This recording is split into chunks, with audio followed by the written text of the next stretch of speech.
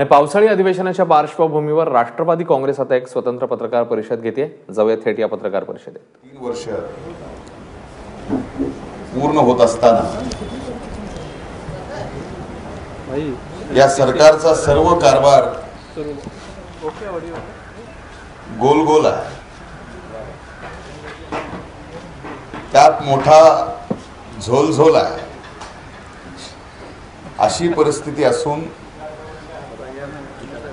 त्यात या सरकारमधील मुख्यमंत्र्यापासून मंत्र्यापर्यंत सर्व सोनू सेठ सहभागी असल्याने या सोनू सरकारवर आता भरोसा राहिला नाही। ही मात्र महाराष्ट्राच्या जनतेच्या मनातली वस्तुस्थिती आहे।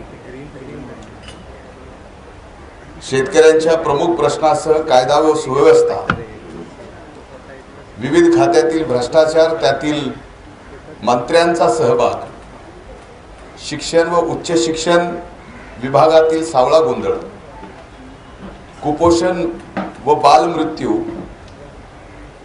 ही सर्व या अधिवेशनातले आमचे प्रमुख मुद्दे या ठिकाणी असणार आहेत। उद्यापासून सुरू होणाऱ्या या अधिवेशनात शेतकऱ्यांची सरसकट कर्जमाफी, शेतीमालाला हमी भाव, तसेच स्वामीनाथन आयोगाच्या शिफारशीची अंमलबजावणी, समृद्धी महामार्गाच्या माध्यमातून शेतकऱ्यांच्या घेतल्या जाणाऱ्या सुपीक जमिनी आणि पॅलेट गनचा वापर करून नेवाळीतील शेतकऱ्यांवर केला जाणारा अन्याय, या सर्व प्रमुख मुद्द्यावरती आम्ही या अधिवेशनामध्ये सरकारला धारेवर धरणार आहोत।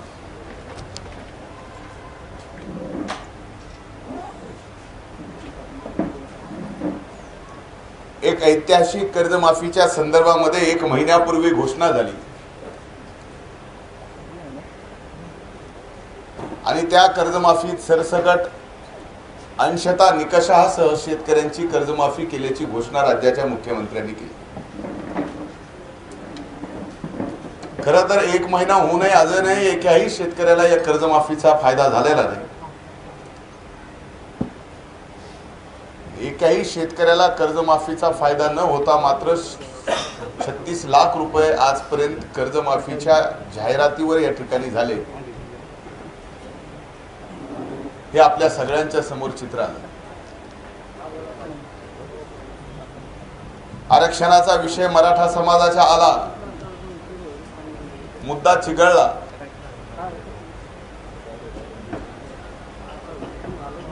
की ऐतिहासिक शिवस्मारकांच्या संदर्भामधला निर्णय सरकार घेतं। शेतकऱ्यांच्या कर्जमाफीचा मुद्दा चिघळला की हिंदवी स्वराज्याचे संस्थापक छत्रपती शिवाजी महाराजांच्या नावाने कर्जमाफीची योजना जाहीर करतो।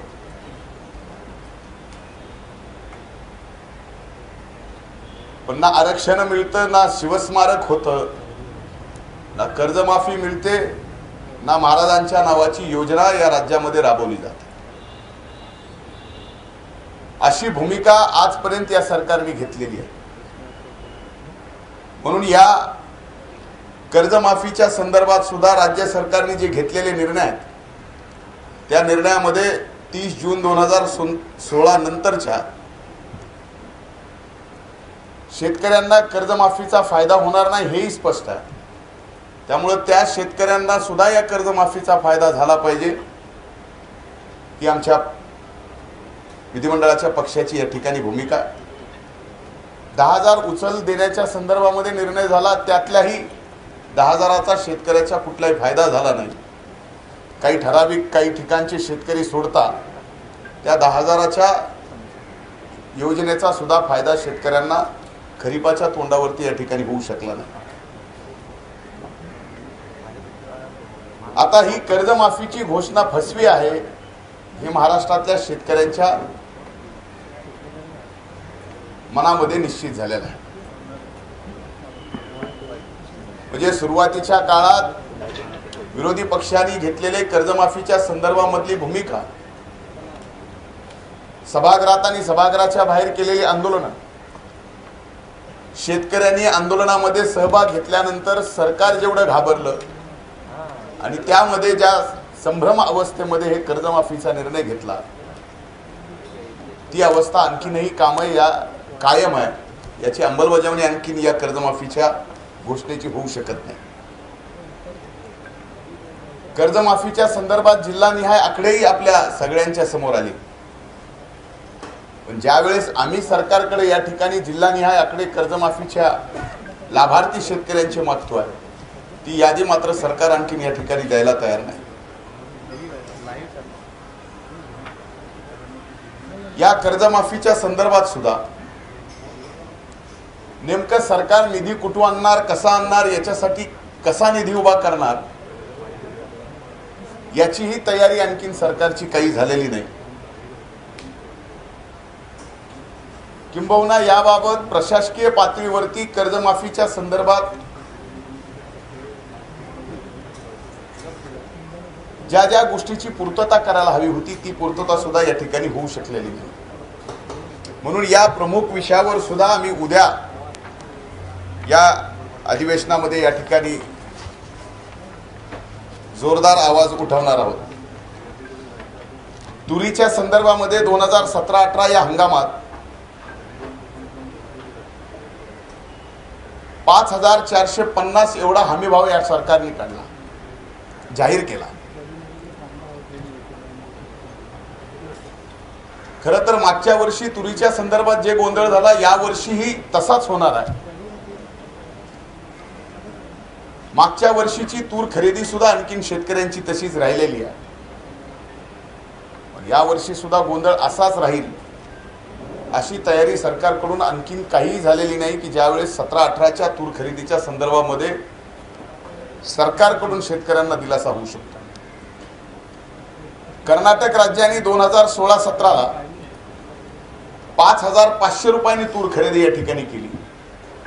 हमी भाव 5050 असताना 450 रुपयाचा बोनस कर्नाटकच्या शेतकऱ्याला या ठिकाणी कर्नाटकच्या राज्य सरकारने दिला.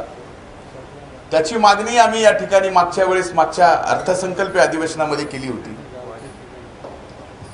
ती मागणी सुद्धा राज्य सरकारने या ठिकाणी पूर्ण केलेली नाही.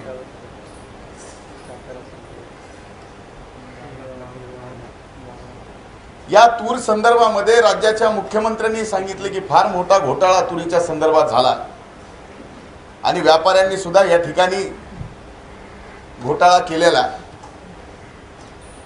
तर शेतकऱ्याच्या नावावर व्यापाऱ्याकडून झालेल्या घोटाळ्याच्या संदर्भात मुख्यमंत्र्यांनी जी चौकशी लावतो म्हणलं, त्याचं काय झालं?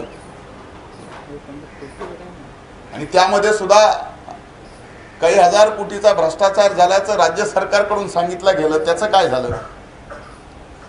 या सर्व पार्श्वभूमीवर या पूर्ण प्रकरणाची तुरीच्या संदर्भातली चौकशी व्हावी. राज्यातील शेतीमाल खरेदीवर संनियंत्रण ठेवण्यासाठी या अधिवेशनामध्ये आम्ही सर्वपक्षीय आमदारांची एक समिती नेमण्याची मागणी सुद्धा या ठिकाणी करणार आहोत. जुलै महिना संपत असताना सुद्धा मराठवाड्यातल्या आणि विदर्भातल्या काही जिल्ह्यामध्ये, काही तालुक्यामध्ये आणखीन म्हणावा तसा पाऊस नाही. त्यामुळे त्या ठिकाणी दुबार पेरणीची शेतकऱ्यांवरती वेळ येऊन पोहोचलेली आहे. आमची या पावसाळी अधिवेशनामध्ये सरकारकडे मागणी राहील की ज्या ज्या ठिकाणी पावसाने उघाड दिली आणि दुबार पेरणीची वेळ शेतकऱ्यांवर आली, त्या सर्व शेतकऱ्यांना राज्य सरकारने दुबार पेरणीसाठी अनुदान म्हणून या ठिकाणी या अधिवेशनामध्ये घोषणा करा. मुंबई नागपूर समृद्धी महामार्गाच्या विरोधात शेतकरी स्वतःची चिता रचून झाडाला दोर बांधून आत्महत्या करण्याचा इशारा देऊन वेगवेगळ्या पद्धतीचे आंदोलन या ठिकाणी झाले. पण एकीकडे आंदोलन करीत असताना सरकार मात्र बळजबरीने शेतकऱ्याची जमीन घेऊन त्यांना भूमिहीन करण्याचा प्रयत्न या ठिकाणी करत आहे.